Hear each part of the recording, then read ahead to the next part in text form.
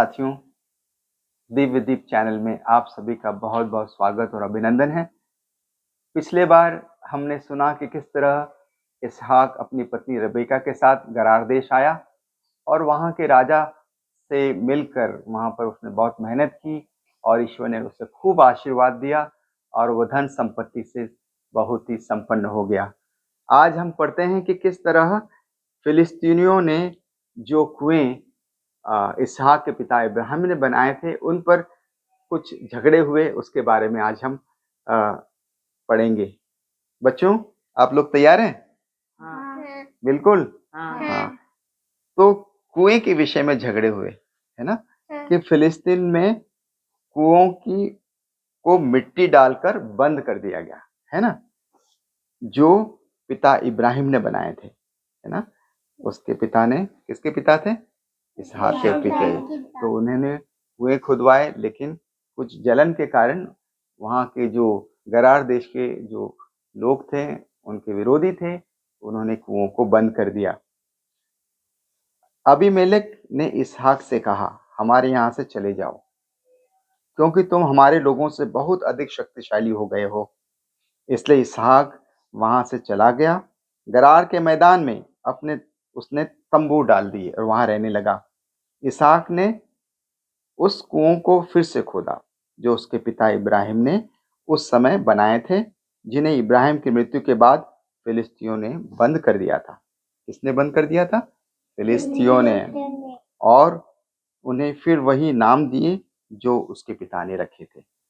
इसहाक के नौकरों ने घाटी में खोदा और उसमें से बहते पानी का स्रोत मिला, है ना।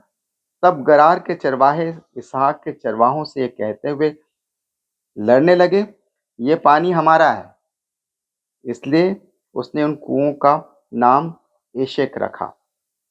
एशेक नाम रखा वो कुएं का जहां से पानी निकला, है ना। जो कुएं बंद हो गए थे उनमें से एक कुएं को खोदा, तो उसका नाम उसके पिता ने रखा था, इब्राहिम, है ना। उसका नाम रखा था एशेक, जिसका मतलब है झगड़ा। और उसके क्योंकि उन्होंने वहां उनके साथ झगड़ा किया था, इसलिए झगड़ा नाम दिया। तब उन्होंने एक दूसरा कुआं खोदा और उसके बारे में भी झगड़ा हुआ, है ना। ये झगड़ते जा रहे हैं। कुएं जो पिता इब्राहिम ने खोद कर बनवाए थे और फिर से उनको जीवित किया जा रहा है, और इसलिए दूसरा उसने खोदा वो कुआं और उसका नाम भी उन्होंने रखा सिटना। और उसका मतलब क्या होता है? विरोध। हाँ, विरोध, क्योंकि वो जो गरार के जो लोग थे वो विरोध कर रहे थे इसहाक का और उसके वंशजों का। वहां से आगे चलकर एक और कुआं खुदवाया और उसके लिए कोई झगड़ा नहीं हुआ, इसलिए उसने उसका नाम रहोबोत रखा। क्या नाम रखा? रहोबोत। और उसका अर्थ क्या है? विस्तार। उसने विस्तार रखा। प्रभु ने हमारे विस्तार के लिए हमें भूमि प्रदान की है। अब हम देश भर में बढ़ जाएंगे, है ना। ईश्वर का आशीर्वाद मिला इसहाक को। वहां से वो बैर शोभा रखा गया, उस जहां पर वो था। उसी रात प्रभु ने उसे दर्शन देकर कहा, मैं तुम्हारे पिता इब्राहिम का ईश्वर हूं, डरो मत, मैं तुम्हारे साथ हूं। मैं तुमको आशीर्वाद दूंगा और अपने सेवक इब्राहिम के कारण मैं तुम्हें और तुम्हारे वंशों की संख्या बढ़ाऊंगा। उसने वही एक वेदी बनाई। किसने वेदी बनाई?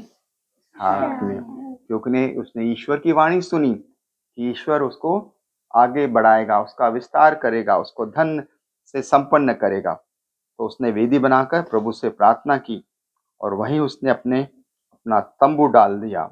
इसहाक के नौकरों ने वहां एक कुआं खोदा और जहां से खूब पानी बरसा। तो जो कुओं की बात है कि किस तरह पिता इब्राहिम ने कुएं खुदवाए, उसके बाद उनके बेटे इसहाक ने उन कुओं को पुनर्जीवित किया, उनको कुआं खुदवाया, ईश्वर ने उसको खूब आशीर्वाद दिया, है ना। तो जब हम अपनी जिंदगी में ईश्वर के वचनों का पालन करते हैं, ईश्वर के वचनों को जिंदगी में लाते हैं, उसका गवाह देते हैं, साक्ष्य बनते हैं, तो वो हमको बहुत आशीर्वाद देता है ना। तो ईश्वर का धन्यवाद देकर हम ताली बजाएं। और हमारे इस चैनल को आप लोग देखते रहें। दिव्यदीप 01 चैनल है ना, क्या नाम है अपने चैनल का? हाँ, तो इन बच्चों के साथ पुनः मैं आप सभी का बहुत बहुत धन्यवाद करता हूँ। सबों को जय यीशु।